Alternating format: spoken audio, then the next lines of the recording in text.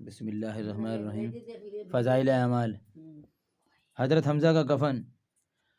حضور اقدس صلی اللہ علیہ وسلم کے چچا حضرت حمزہ رضی اللہ تعالیٰ عنہ غزوہ احد میں شہید ہو گئے اور بے درد کافروں نے آپ صلی اللہ علیہ وسلم آپ رضی اللہ تعالیٰ عنہ کے کان، ناک وغیرہ اعضاء کاٹ دیے اور سینہ چیر کر دل نکالا اور طرح طرح کے ظلم کیے۔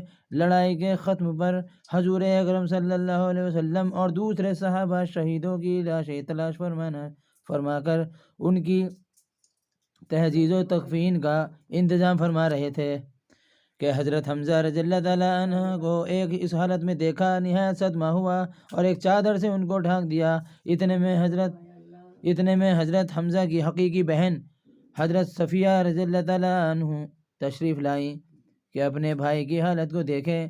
حضور صلی اللہ علیہ وسلم نے اس خیال سے کہ آخر عورت ہے، ایسے ظالموں کے دیکھنے کا تحمل مشکل ہوگا، ان کے صاحبزادہ حضرت زبیر رضی اللہ تعالیٰ عنہ سے ارشاد فرمایا کہ اپنی والدہ کو دیکھنے سے منع کرو۔ انہوں نے والدہ سے عرض کیا کہ حضور صلی اللہ علیہ وسلم نے دیکھنے کو منع فرما دیا۔ انہوں نے کہا کہ میں نے یہ سنا ہے کہ میرے بھائی کے ناک، کان وغیرہ کاٹ دیے گئے، اللہ کے راستے میں یہ کون سی بڑی بات ہے، ہم اس پر راضی ہیں۔ میں اللہ سے ثواب کی امید رکھتی ہوں اور انشاءاللہ صبر کروں گی۔ حضرت زبیر رضی اللہ تعالیٰ عنہ نے حضور صلی اللہ علیہ وسلم سے جا کر اس کلام کو ذکر کیا تو حضور صلی اللہ علیہ وسلم نے اس جواب کو سن کر دیکھنے کی اجازت عطا فرما دی۔ آ کر دیکھا، اِنَّ لِلَّهِ وَإِنَّ إِلَيْهِ راجعون پڑھا اور ان کے لیے استغفار اور دعا کی۔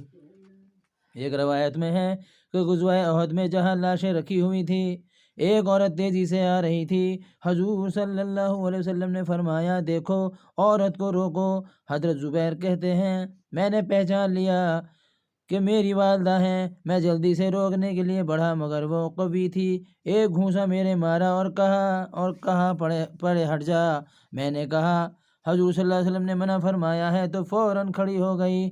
اس کے بعد 2 کپڑے نکالے اور فرمایا کہ میں اپنے بھائی کے لیے کفن کے لیے لائی تھی کہ میں ان کے انتقال کی خبر سن چکی تھی، ان کپڑوں میں ان کو کفنا دینا۔ ہم لوگ وہ کپڑے لے کر حضرت حمزہ کو کفنانے لگے کہ برابر میں ایک انصاری شہید پڑے ہوئے تھے جن کا نام حضرت سہیل رضی اللہ تعالیٰ عنہ تھا۔ ان کا بھی کفار نے ایسا ہی حال کر رکھا تھا جیسا کہ حضرت حمزہ کا تھا۔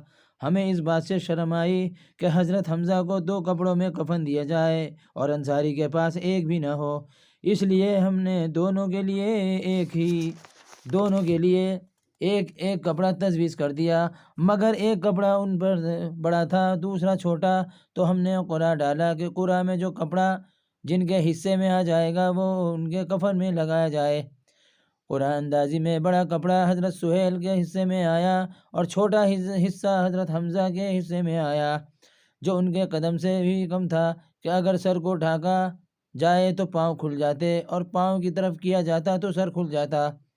حضور اکرم صلی اللہ علیہ وسلم نے ارشاد فرمایا کہ سر کو کپڑے سے ڈھانک دو اور پاؤں پر پتے وغیرہ ڈال دو۔ ابن سعد رضی اللہ عنہ کی روایت ہے کہ حضرت صفیہ رضی اللہ تعالیٰ عنہ جب 2 کپڑے لے کر حضرت حمزہ رضی اللہ تعالیٰ عنہ کی لاش پر پہنچی تو ان کے قریب ہی ایک انصاری اسی حال میں پڑے ہوئے تھے، تو ایک کپڑے میں دونوں کو کفن دیا گیا۔ حضرت حمزہ کا کپڑا بڑا تھا، یہ روایت مختصر ہے، اور خمے کی روایت مفسر ہے۔ یہ 2 جہاں کے بادشاہ کے چچا کا کفن ہے۔ وہ بھی اس طرح کی ایک عورت اپنے بھائی کے لیے 2 کپڑے دیتی ہے، اس میں یہ گوارا نہیں کہ دوسرا انصاری بے کفن رہے۔ ایک کپڑا بانٹ دیا جاتا ہے اور پھر چھوٹا کپڑا اس شخص کے حصے میں آتا ہے جو کئی وجہ سے ترجیح کا استحقاق بھی رکھتا ہے۔